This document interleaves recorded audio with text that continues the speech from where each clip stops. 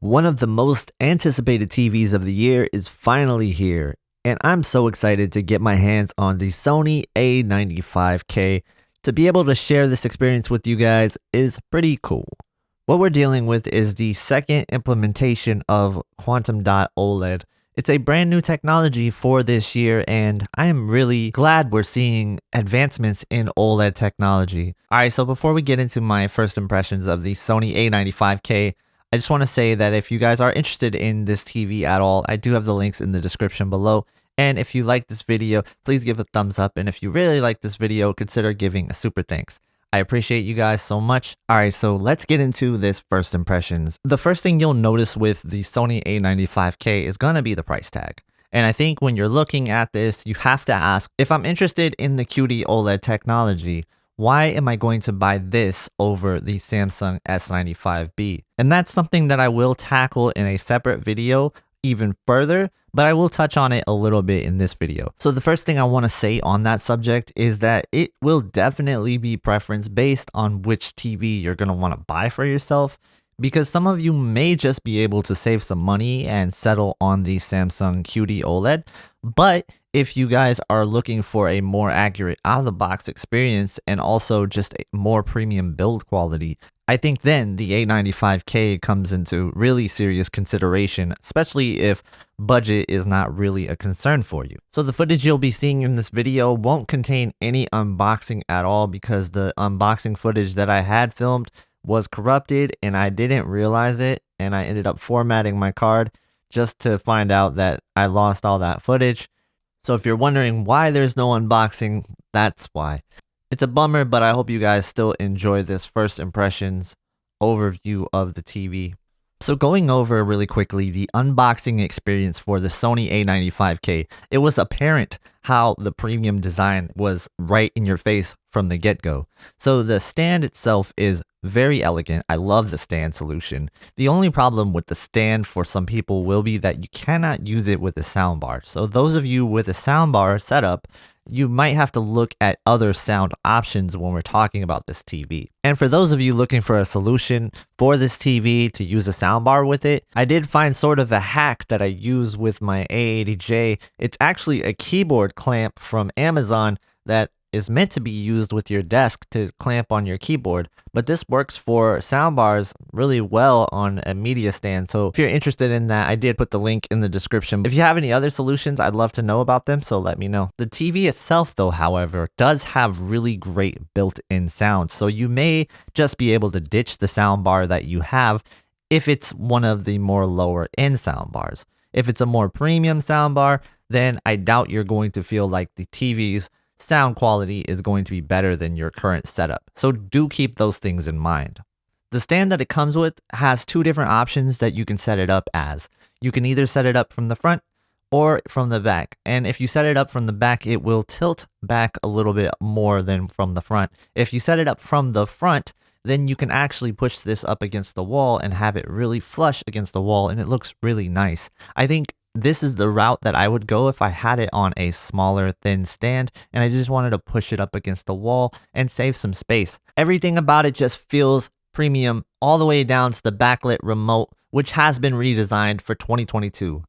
I think that there is going to be not many owners that are disappointed by buying this TV. When it comes to the assembly of the stand, I thought that process was really easy. And if you want to see a really great video on how to do this, go check out friends of the channel, Max and Be The Installer. They both have great videos that I will link in the description below, where you can check out the whole unboxing and setup process, where I think they do a great job. So out of the box for the Sony A95K, I think the first thing that you want to do is navigate your picture settings to custom mode. The custom mode is set up really great out of the box by Sony, and I think this is probably one of the best out of the box modes that you have with TVs today. It's going to please the accurate crowd, and I think it can also please the picture pop crowd as well, because all you really need to do to make these settings better is just add a couple of tweaks. I personally like to just add advanced contrast enhancer on medium. For whatever reason, I really like what Sony does with their advanced contrast enhancer. It feels like it just does something totally different than what the Samsung version of contrast enhancer does.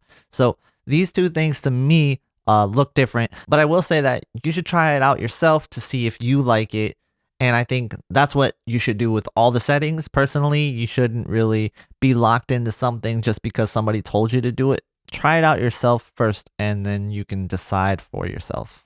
And if you're looking for more picture pop and you also want like a step-by-step guide on what each setting does, I do have the Sony A80J, A90J settings video that I did last year, which still really does apply to the A95K, and a lot of my settings that I did for that, I carried over to the A95K and found that it looked great still. I will do a separate video of settings for the A95K if anything changes.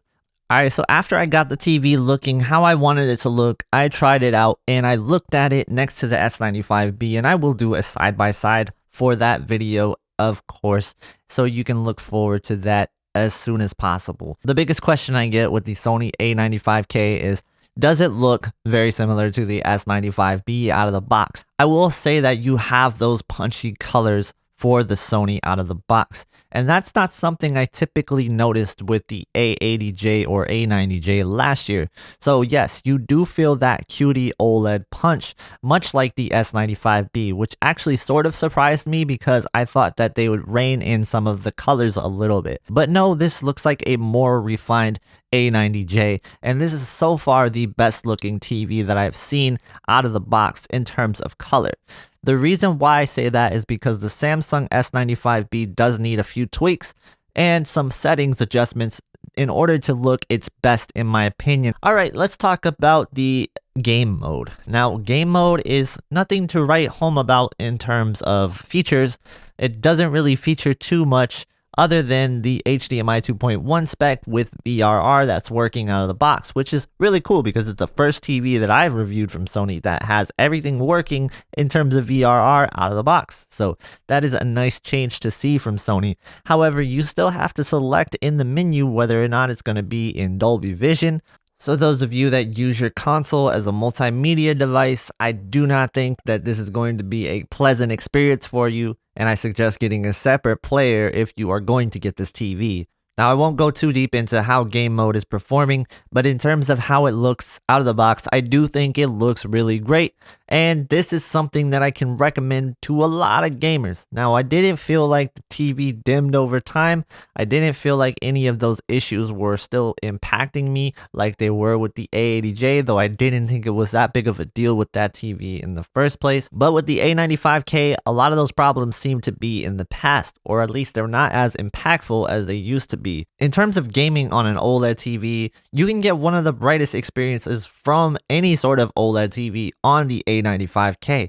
But I definitely wish it had more features going for it in the gaming side of things. In terms of the game picture quality, it looks fantastic, which is no surprise to me because I loved the A80J's picture quality for game mode. It just feels like Sony is doing something with their game mode in terms of processing that other companies aren't doing to the same extent. In terms of navigation, the Sony TV is excellent. I really love the navigation for the settings menu and even the Google OS that it uses so that you can watch movies. A cool bonus for Sony TV owners is the Bravia Core app. I mean, this thing is really great. It is some of the highest quality streaming you can get from any app right now. I do see that they have all the new Spider-Man movies released day one. So when you're looking forward to seeing a new Spider-Man movie, you won't have to go out and rent it. You can just watch it on the Bravia Core app. Now remember, this isn't the full review. I will be tackling everything a little bit more in depth in the near future after I've seen it next to the S95B for a while and also just gotten to spend more time with it. This has been my first impressions. Overall, I think the TV is great, and if you have the money to justify it, it's probably a really great purchase. Is it the best TV of the year? I'm not sure yet. I gotta look at it more next to the S95B. This is a really close fight that we really need to dive into. So stay tuned for that side by side. And if you want to see more videos on the A95K, I will have more in the future, which will be available at the end of this video. All right, if you enjoyed this video, please hit the thumbs up, consider subscribing. Thank you guys so much for watching. Have a great day, and I will see you in the next one.